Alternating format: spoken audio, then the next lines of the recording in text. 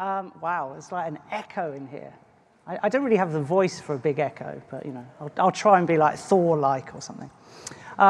Thanks for coming, everyone. I really appreciate you taking half an hour out of your super busy GDC to come and hang out here.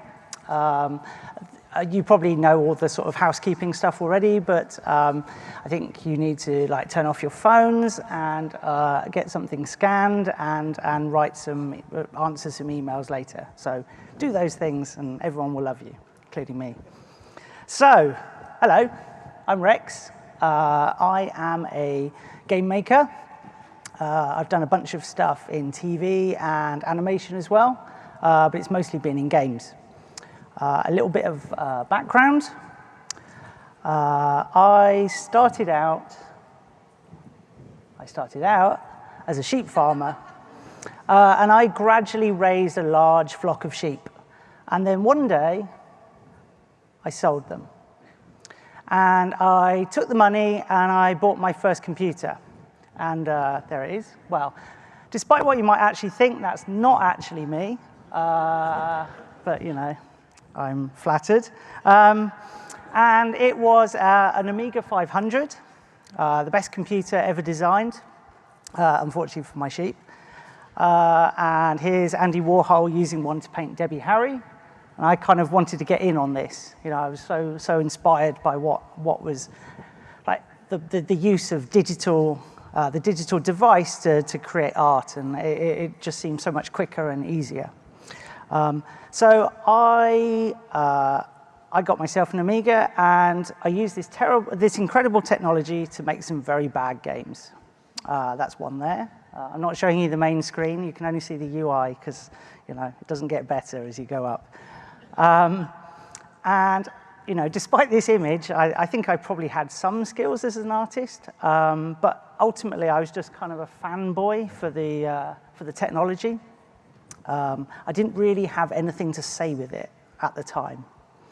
So, like many people, I went off to art college, discovered life, luckily forgot all about games for several years, and started to find a bit of a voice.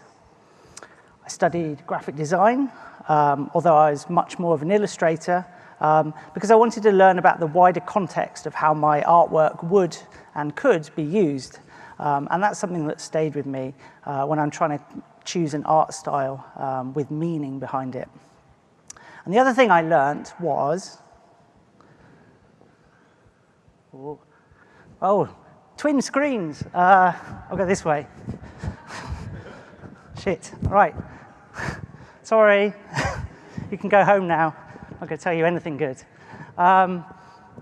It's kind of a harsh lesson, but it was a really important one for me to learn, that there will always be artists better than me at drawing hands, better at drawing feet, and particularly better artists at drawing horses.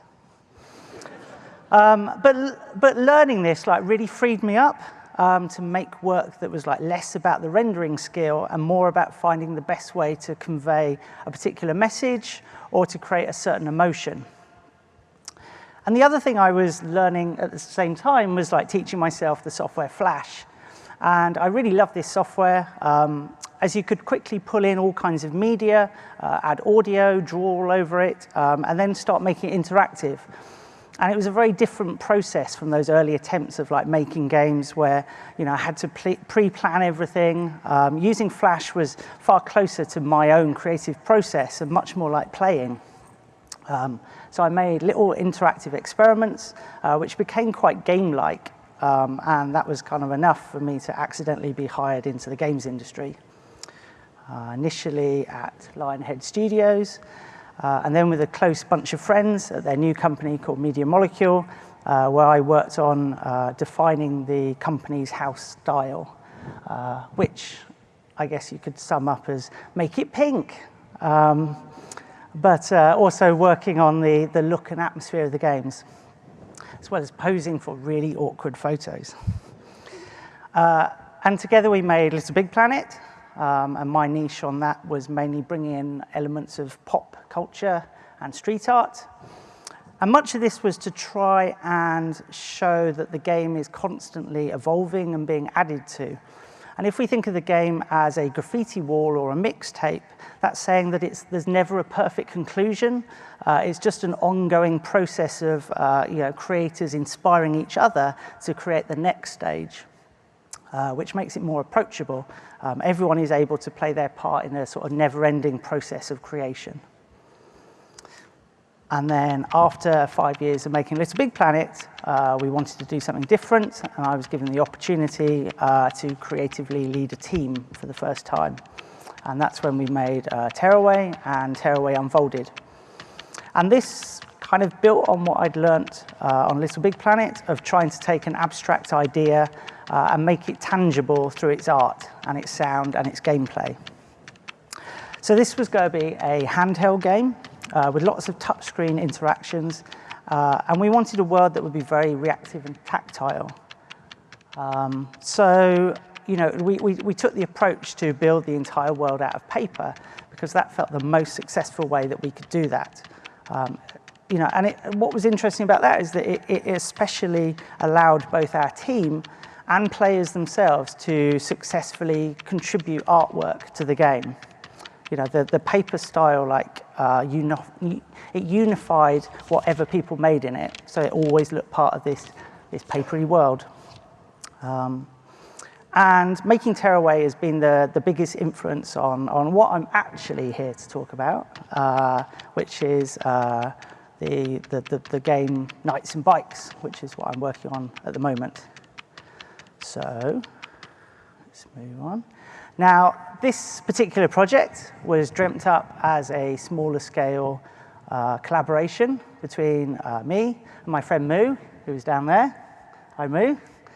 As a way of taking a little bit of time out, really get hands-on again. I was worried that I hadn't really been drawing and painting that much recently. And I just wanted to get a little bit more input into my life, take a few more walks, and get some more influences from outside of my bubble. Also meant that I could spend a bit more quality time with these two. Oh, I miss them so much. So we set up a little company called Foam Sword. Contrast. And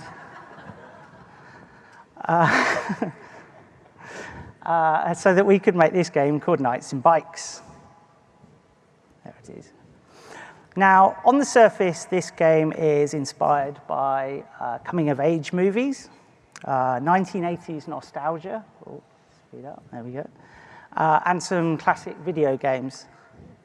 I just have to call out this bike here. That's called a Rally Vector, and that came out in the 80s, and I was probably, pretty young.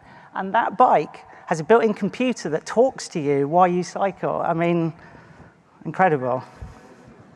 Let's make a video game about that. So all of these things, they're all cultural shortcuts, really. They're there to bring players on board, which was very important because we were going to be crowdfunding the game. So we needed people to have things that they could understand and welcome them into this game. But really, a lot of that is just the sort of the fanboy bit.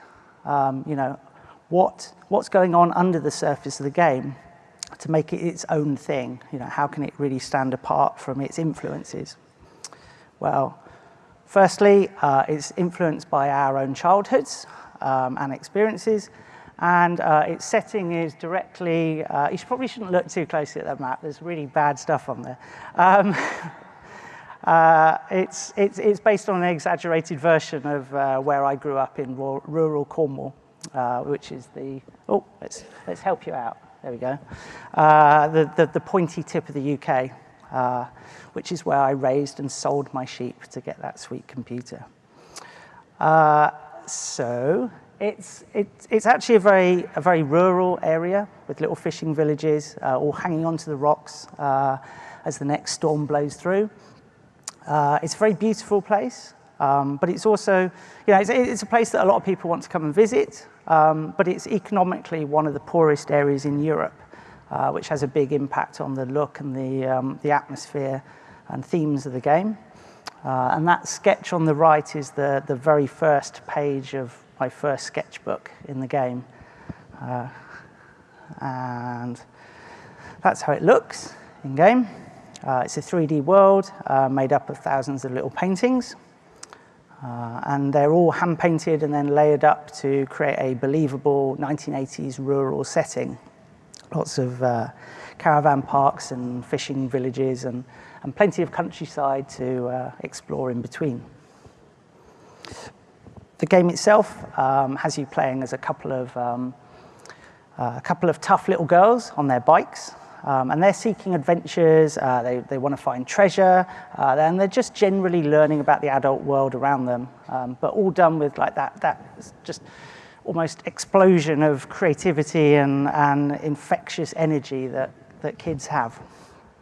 One thing to say is that although it's set in the 1980s, it's a deliberate choice not to go like super 80s. Because I think there's a lot of nostalgia culture out there that kind of makes out that, you know, when the clock struck 12 on the first day of 1980, everyone got a DeLorean and, like, you know, changed into like a neon T-shirt and went and looked at unicorns. And, you know, it's a lot more nuanced than that.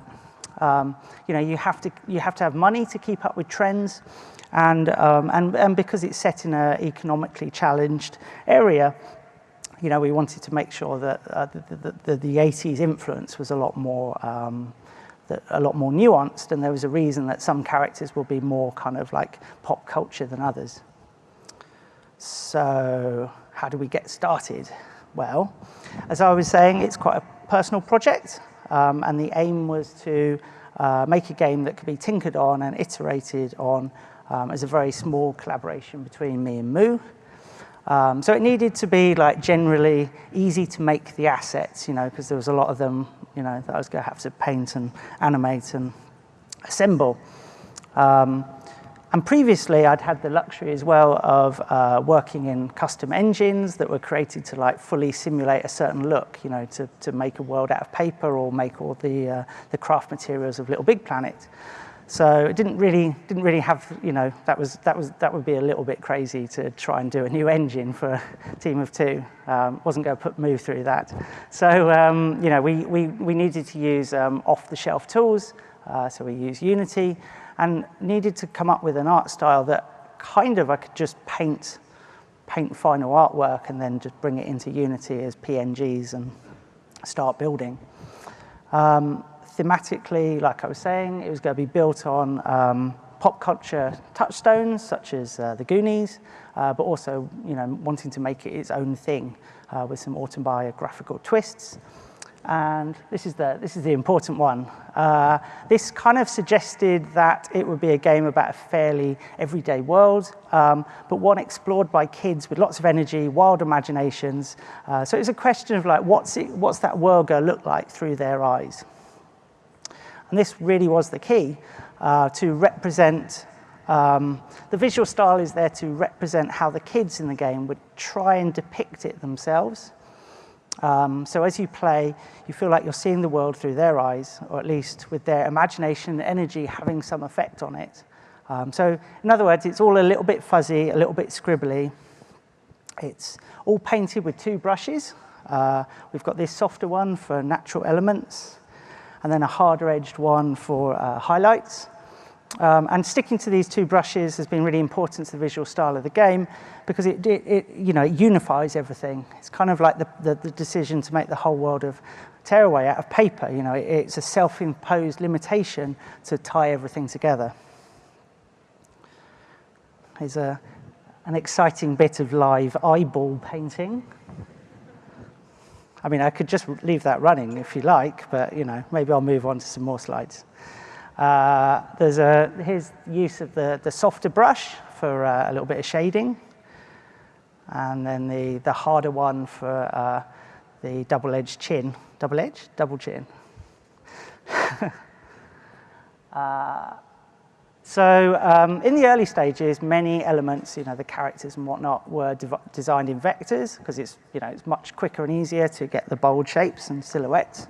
But then I'd repaint them in the two brushes to unify the style and just make it less clean, like, make it more human. And then there's a final version on the right. Just put the word final under, final.final.final.psd. And that's just been a little bit more refined and had a little bit more of detail added and a little bit of animation. So moving on to animation, the key here was that everything needs to really convey this energy of childhood and the way that kids are constantly shifting attention. So wherever possible, I redraw everything 3 times to give it the stop motion line boil look. It really helps, keeps everything moving on screen and hopefully excites your eyes and really tries to suggest that there's no one particular way to look at any one thing. So on the characters themselves, I can't go quite as wild as I might like due to the range of animations to create, but I still try and use the stop motion technique wherever possible, such as on Demels's hair here. You can see how it's trying to convey her inner wildness, like all that sort of ideas that are fizzing out of her head, and and it sort of beds her into this stormy Cornish setting that they're in. And the art style also means that we can add on elements where the kids, like their imagination is getting carried away and like adding elements to the game. So they're sort of seeing this wall and imagining it as a castle wall with arrows coming down. This greasy old car crusher kind of takes on a new role as a dragon. Still all painted with one of those 2 brushes, so it looks part of the overall style, but it's very clear that it's something that they're projecting onto the environment. And a big influence on this stop motion look was the work of Bob Godfrey, that's quite hard to say, the animator Rhubarb and Custard. And I think having lots of on-screen movement is very important to the atmosphere of a game. That movement really creates an energy that translates to players. It really sort of spurs them through the game, becomes like a contagious energy so that they'll run around and explore. So that was the kind of a weird phrase to leave on screen. But that was the animation without audio, but I think we should just hear it again with the audio, because that's kind of a big deal as well.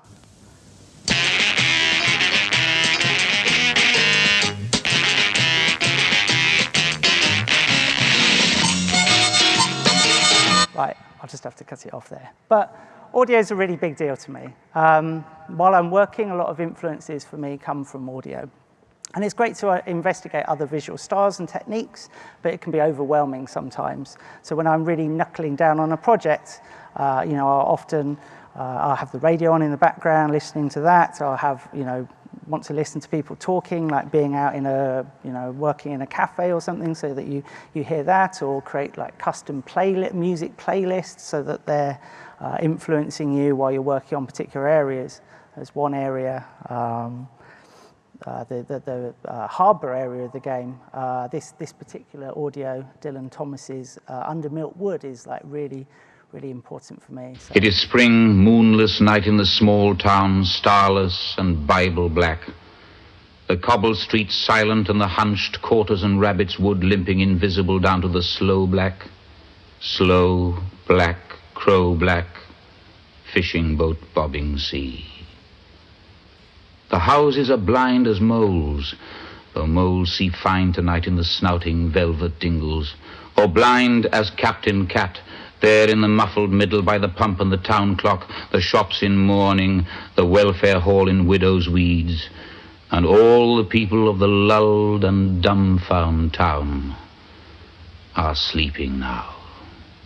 Right, better stop there. So good though. Right, there's just so much stuff in there. I could just draw that forever. And so audio is a really big deal, and obviously, these other audio influences are all part of what influences the look, along with the audio design that's actually happening in the game. And that's such an important relationship to have, a really good relationship with your audio designer. And, having an old friend, Kenny Young, on the project just gives me so much to respond to all of the time. So moving on, yes, so if you're making a game that's like 2D, 3D, you have to have one of these GIFs. It's the law, and this is our one. So, that was just a little diversion into how audio has inspired the overall atmosphere and tone. But how are the individual elements all created? Well, a big influence on those was the art of Alfred Wallace, who was a Cornish painter who had no formal training and often painted with boat paint on scraps of cardboard. And because he was, from the same geographical location as where the game is set, there's a strong thematic link. But looking at these compositions really made me more confident to play with the fakery of making 3D environment with 2D assets. So started off very conservative, everything was very flat, as if I was just going to texture it onto boxes rather than really going as wild as you can with 2D artwork. I started to subvert it more. And this started to get closer to the way that kids will draw. Trying to show all the interesting details which matter to them, even if technically half of those details are actually on the other side. It's kind of you're just too excited to draw a thing, so you just try and fit everything on. And this felt like a much more accurate way of representing the little fishing villages and what have you in Knights and Bikes, where the architecture is so individual. There's a few more examples of assets. And it really helps, painting all of these in the same two brushes all the way through the game. And it means that they've all got their own sort of angles and perspectives, but painting them all in the same way has really unified them. But nobody's going to see assets like that in isolation, apart from all of you just then. You might want to just add loads of cool details, but I find it it's so important to make all of these assets in situ, like this. There's a treasure chest in the level on the screen above, and then I'm painting it on the one below. And I just have to make sure that all the time I'm not trying to add too much detail and look at the game as a scene rather than as individual assets. So I think if I was going to summarize this style, I'd put it like this, that it's like an 8-year-old is telling me what to paint, and I'm struggling to keep up with all their ideas and stories. It's definitely something that I learnt on Tearaway. And although you might have chosen to use quite a naive, simple style, you still want it to look beautiful and aspirational. I still want to show off a little bit. So it's more fun to try and achieve that by kind of trying to create this this collaboration between the game characters and you trying to depict their stories. So once I've done my wide research, conducted some thoughtful investigations into the style, and strived to integrate it with the game's themes and overall ethos, I like to cut every corner possible. Because all of that stuff takes a long time. And it's terrible, really, but I just need to stay true to the project's goals, so I try not to worry too much about the details that don't matter. This tweet perfectly sums up my style of art production.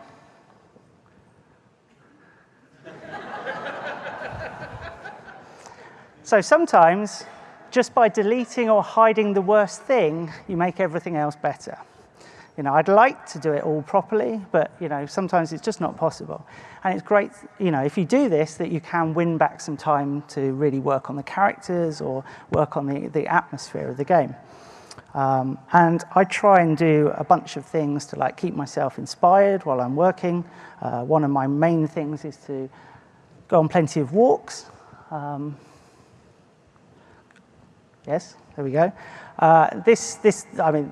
Some walks are very project focused.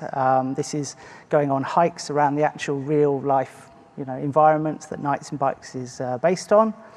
But the most useful walks, to be honest, are the ones where you're just taking a break from your everyday. When you're making a game, you're just creating this carefully constructed, sealed world around you. And I think it's really good to just get out and like hear the weird stuff people say, and you know, just experience, you know, things that you haven't like carefully designed yourself. And then you can jot all of those experiences down in sketchbooks and use them on future projects. Also like to try and use all my sketchbooks to plan everything out. You know, a lot of stuff that will never be in the game, but it's,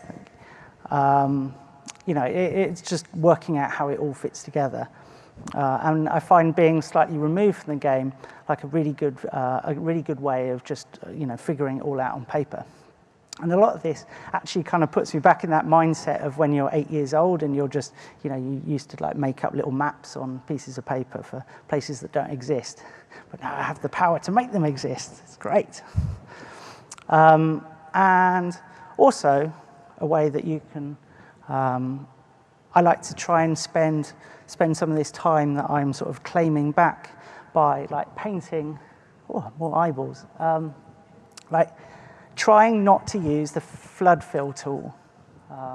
You know, that was the tool that like you know, that was the thing that drew me to computers in the first place, because I was like, oh my God, it's amazing. You just click a button and everything's colored in. But you've actually lost that time where you're just sitting there and like thinking about the next job you're going to do. So I try. There'll probably be a cut in a minute. You'll see me use the flood fill and I'll be like ashamed. But you know, it's kind of, I think it's really good to just spend some time with the canvas, you know, just painting and thinking about what you're working on. So that's kind of nearly done, which is just as well. I had to like speed up a bit, but we're getting there. This is kind of hopefully a bit of an insight into how I'm trying to take Knights and Bikes beyond the pop culture wrapper in the artwork. So we'll have a little summary. It's quite a big summary, actually. So I should just read these, really. So visual influences can come from the right soundtrack, voice, piece of literature. And it's good to reach outside your bubble for new influences. Going for walks is a good way to do that, and you can control because you can't control what you're going to see. Tight restrictions, like painting a game in 2 brushes or making it all from paper, can really unify everything and give you more scope for wildness. Try and have a think about how your characters would depict what happens to you in the game to you, the creator, so it's more of a collaboration. Be autobiographical where you can to add some extra flavor. Create assets in situ, so they match the style and level of detail. Cut corners on the world building, so that you can spend it on atmosphere and characters, emotions, uniqueness, etc. It will only look as good as the worst thing on screen, so maybe you just delete that worst thing. And spend some time on those quiet, simple jobs, because you'll be spending more time in the world, directly touching it and considering what you'll be working on next. And I'm just going to finish up by showing you an actual poster for a death metal festival and all the bands and their logos. And I've got to say, I love you, Party Cannon. So I'm going to say to you all, be yourself, make interesting choices, enjoy what you do, soak up the world, and subvert what's being overused. And be the Party Cannon of this industry. Thank you very much.